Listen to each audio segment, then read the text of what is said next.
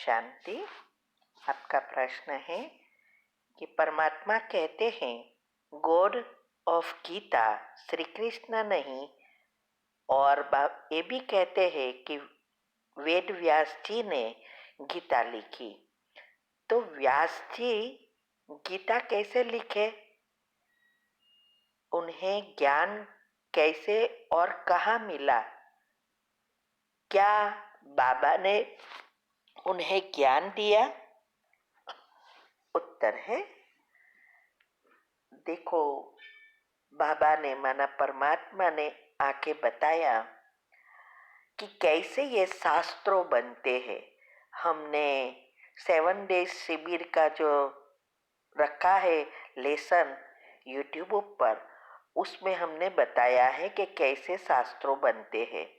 Channel का नाम है शिव शक्ति मेडिटेशन बीके कुसुम, और फिर उसके सब्सक्राइब करेंगे और प्लेलिस्ट में जाएंगे तो आपको ग्रुप वाइज सब मिलेगा, और भी सारे राज रखे हैं उसमें। तो ये जो भी शास्त्रों है वो सब बने हैं स्मृति और श्रुति से। तो ये जो कहानी बनी है वो अभी हमें पता चला कि ये द्वापर में नहीं, सतयुग के पहले जब संगम युग था तब परमात्मा ने आके ये बातें बताई।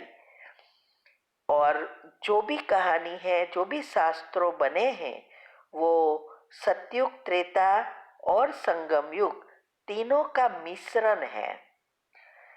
इसीलिए बहुत कुछ मिक्स है। दूसरा, ये लिखी द्वापर में, गीता, महाभारत जो कुछ हुआ वो सब लिखा द्वापर में, लेकिन हुआ था संगम युग पर।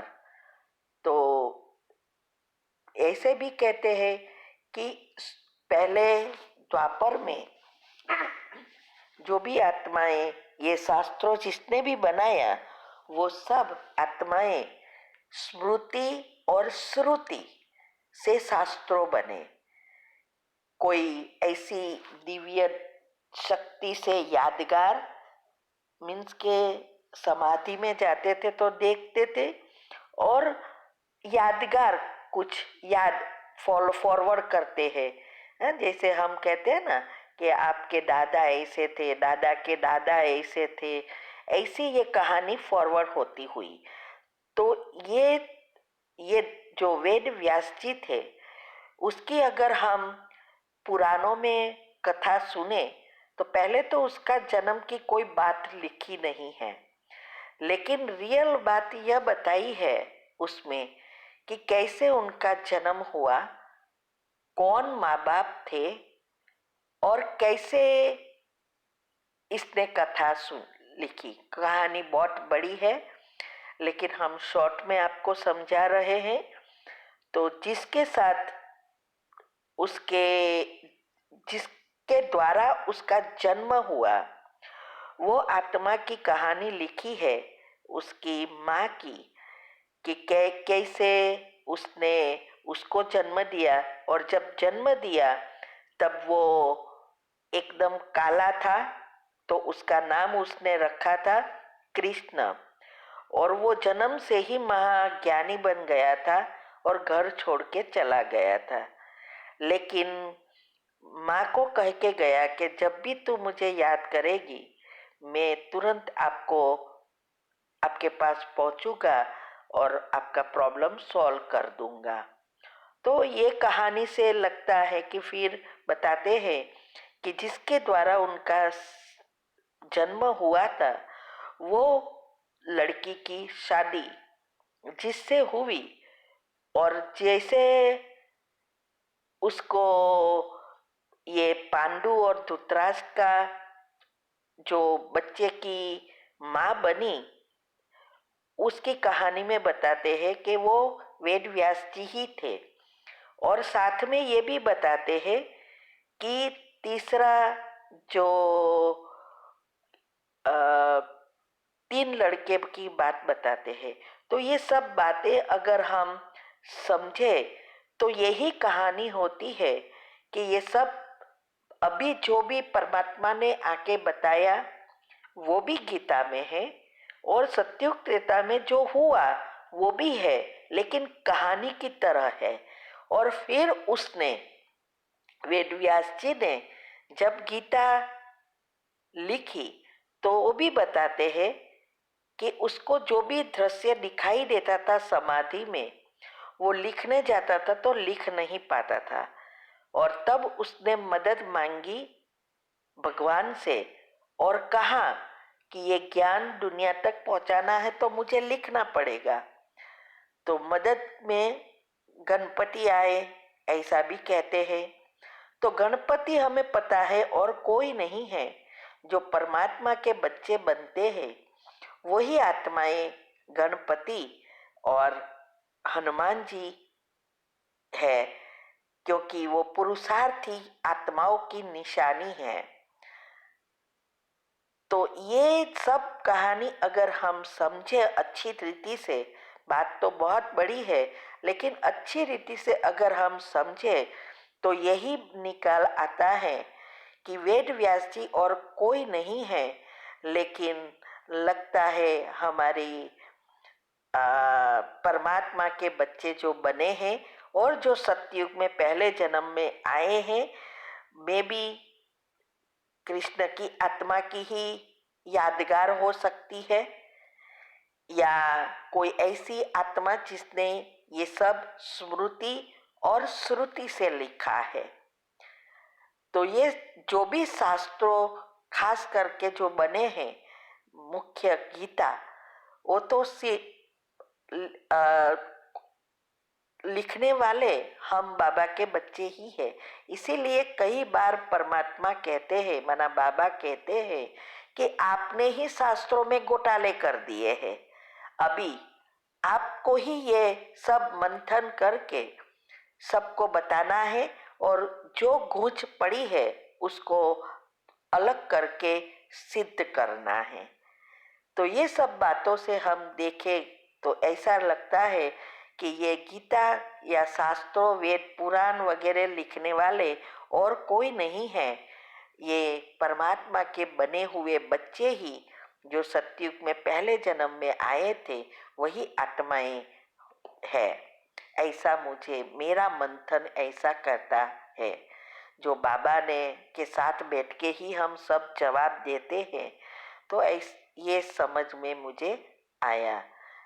तो इसीलिए वो भी शास्त्रों में बताया है कि जो द्वापर में जो गुरुओं थे, साधु संत थे बड़े बड़े, वो सब समाधि में जाते थे तो उनको कलयुग में क्या होने वाला है वो सब दिखाई देता था। तो इसीलिए वो उसके ऊपर से कहते थे कि ये बातें ऐसी लिखते थे जिससे सभी मनुष्य आत्माएं कर्म से डरे, कर्म और भगवान को ध्यान में रखकर हर कर्म करे, ने तो बहुत पछताना पड़े। इसीलिए भयंकर बातें भी लिख दी है, ये करोगे तो ये होगा, ये करोगे तो ये होगा। उस अनुसार डर के बारे कोई अच्छे कर्म करे, इसीलिए ये सब बताया है। बाकी बाबा ने, माना परमात्मा ने उन्हें ज्ञान नहीं दिया है द्वापर में, और ये किसी ने भी उसको दिया नहीं है। स्मृति और श्रुति से ये शास्त्रों लिखे हैं। और फिर दूसरा ये भी है, ये द्वापर में शास्त्रों लिखे 2500 साल हो गए।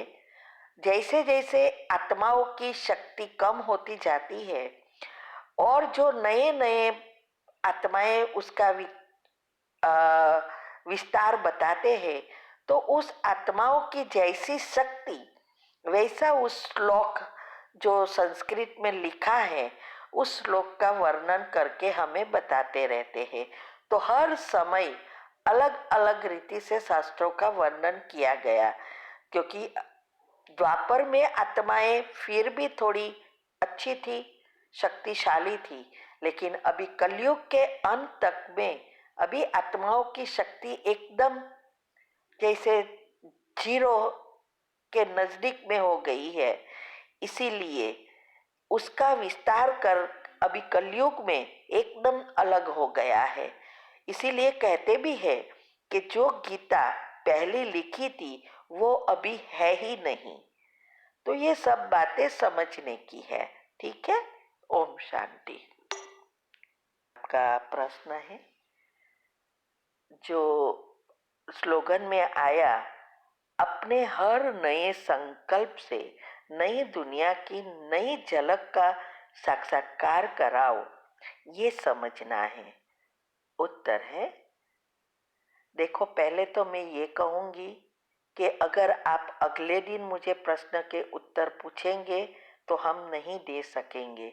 जब तक हम मुरली नहीं पढ़ते तब तक हम प्रश्न के उत्तर दे नहीं सकते, और हमारे उत्तर देने का भी समय है। हमारी दिनचर्या इतनी सेट है, उनके साथ मनचर्या भी सेट है।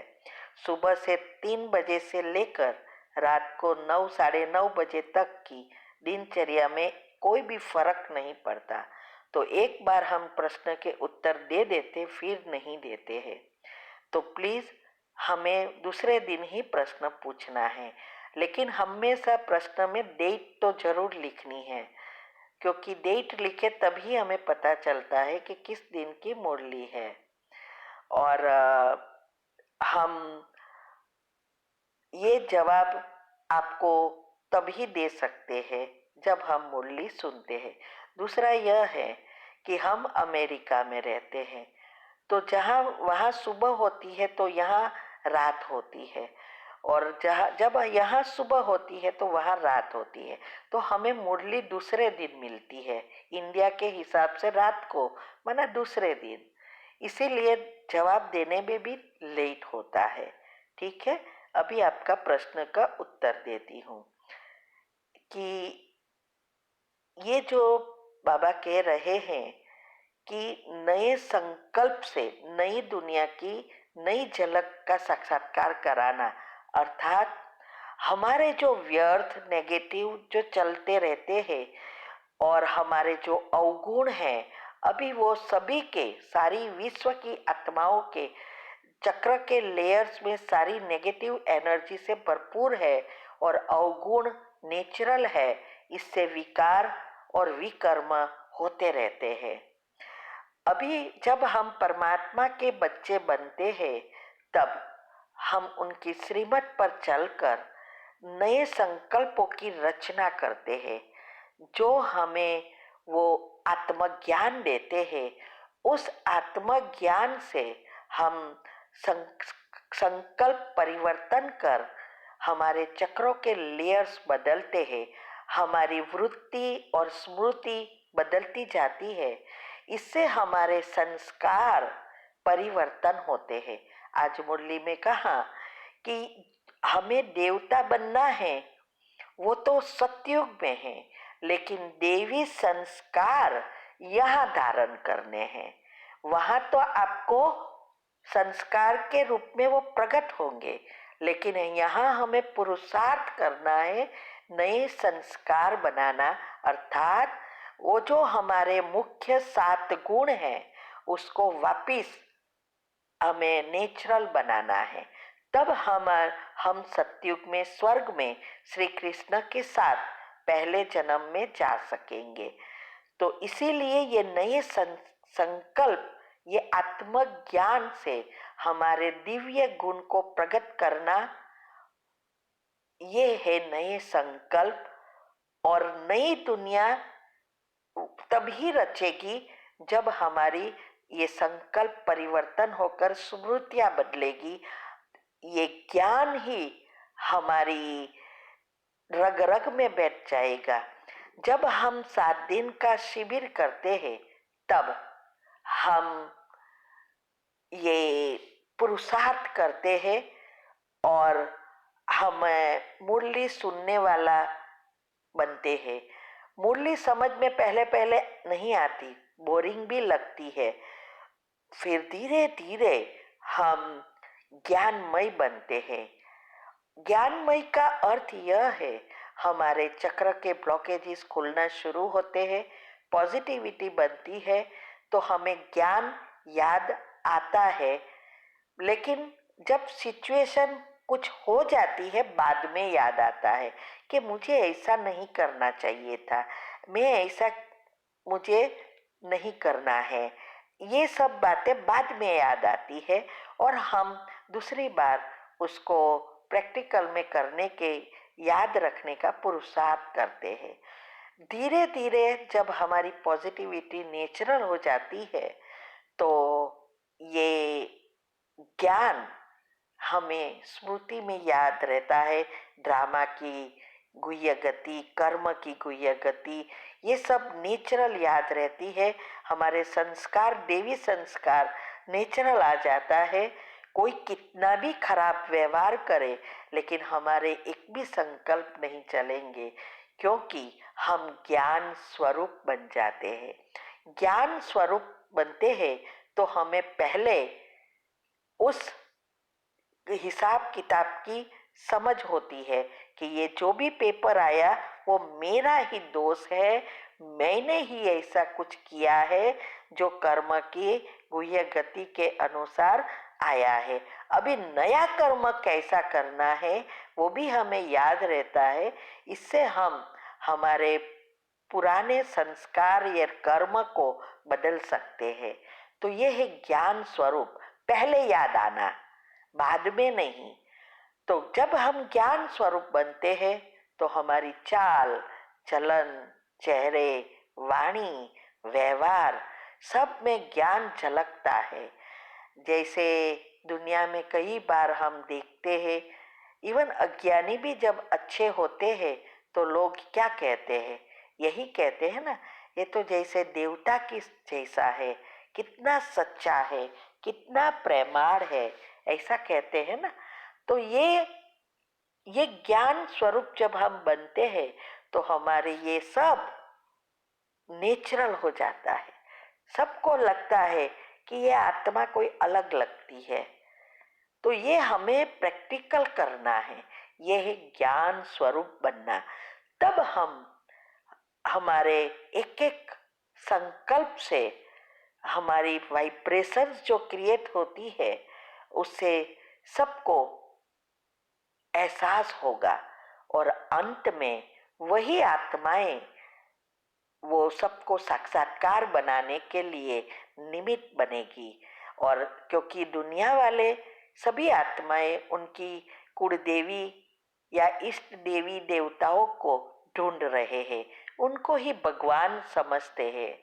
तो वो तो परमात्मा को नहीं जानते, लेकिन अंत समय में, विनाश के समय, उसको उनकी देवियों का साक्षात्कार होगा और वो शरीर संतुष्ट होकर, सॉरी, वो आत्मा संतुष्ट होकर शरीर छोड़ देगी। तो ये सब बातें बाबा समझाना चाहते हैं। ठीक है। ओम शांति।